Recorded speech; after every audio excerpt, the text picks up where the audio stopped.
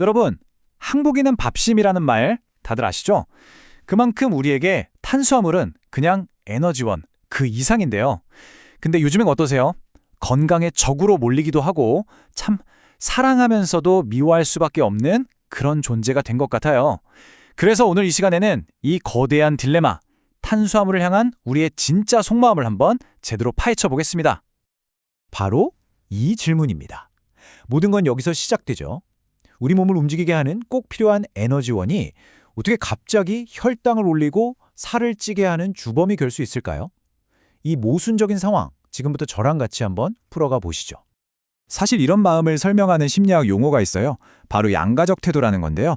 쉽게 말해서 뜨끈한 흰쌀밥은 너무너무 좋은데 먹고 나면 괜히 뱃살 걱정되는 바로 그 마음, 맞죠?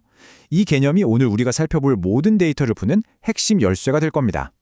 자, 그럼 먼저 이 딜레마의 현주소부터 한번 확인해 볼까요?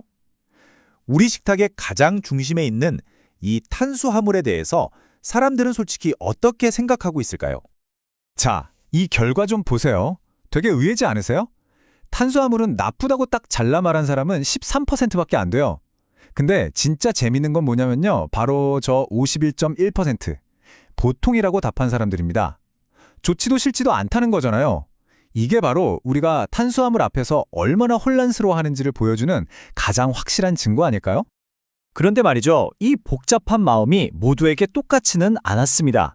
이 태도를 가르는 결정적인 차이가 있었는데 그게 바로 나이였어요. 세대별로 탄수화물을 보는 시각이 어떻게 다른지 한번 보시죠. 네, 보시는 것처럼 시각이 정말 확 갈립니다. 2030 세대는 탄수화물을 에너지와 활력의 원천으로 보는 경향이 강한데요.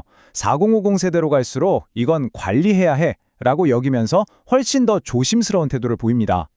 와, 이 그래프를 보면 차이가 정말 확 느껴지시죠? 20대에서는 긍정적인 답변이 44%나 됐는데 50대에서는 30%까지 뚝 떨어집니다. 결국 나이가 들면서 건강을 더 신경 쓰게 되니까 탄수화물을 대하는 태도도 그만큼 신중해진다는 거죠. 그렇다면 긍정적으로 보는 사람들은 왜 그럴까요? 이유는 우리가 다 아는 것들이에요. 첫째는 우리 몸을 움직이는데 꼭 필요한 연료라는 거. 그리고 둘째는 다른 영양소와 조화를 이루는 필수 요소라는 거죠. 한마디로 에너지와 균형입니다. 그럼 반대로 걱정하는 사람들의 속마음은 어떨까요? 역시나 가장 큰 걱정은 바로 혈당 문제였습니다. 그리고 체중 증가, 특히 하얀 밀가루 같은 정제 탄수화물에 대한 불안감도 아주 컸죠. 자, 보세요. 필수 에너지원이라는 생각과 혈당의 적이라는 생각이 이렇게 딱 부딪히는 거예요. 양가적 태도가 여기서 다시 한번 드러나네요. 자, 근데 여기서부터가 진짜 재밌습니다. 사람들이 그냥 탄수화물이라고 뭉뚱그려서 생각하는 게 아니더라고요. 마치 탄수화물 세계 안에도 보이지 않는 계급이 있는 것처럼요.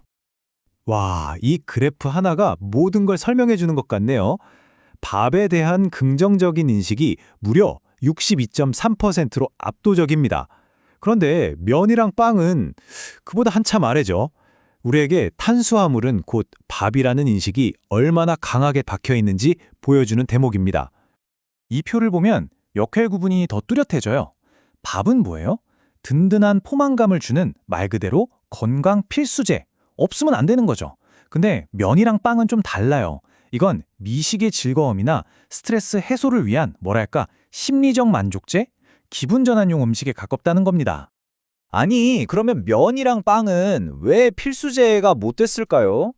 이유는 아주 명확합니다. 바로 정제 밀가루 때문이죠.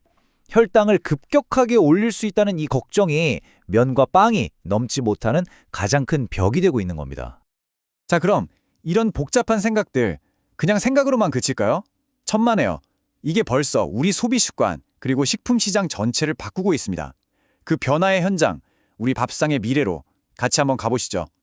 바로 이 숫자입니다. 61.3%. 이게 뭘 의미할까요? 무려 10명 중 6명이 넘는 사람들이 평소에 탄수화물 섭취를 관리하고 있다고 답한 거예요. 이건 더 이상 일부러 관리하는 사람들만의 얘기가 아니라는 겁니다. 이제 대다수가 이렇게 하고 있다는 뜻이죠. 그럼 도대체 왜 이렇게까지 관리를 하는 걸까요? 물론 1위는 여전히 몸매 관리예요. 그런데 진짜 주목해야 할 건 2위랑 3위입니다. 혈당 스파이크 방지와 당뇨병 예방, 단순한 다이어트를 넘어서 이제는 생존을 위한 건강 관리로 무게중심이 완전히 옮겨가고 있는 거죠. 그래서 요즘 소비자들 사이에서는 이 문장이 거의 주문처럼 쓰인다고 해요. 이제는 탄수화물을 무조건 안 먹고 피하는 회피의 시대가 아닙니다.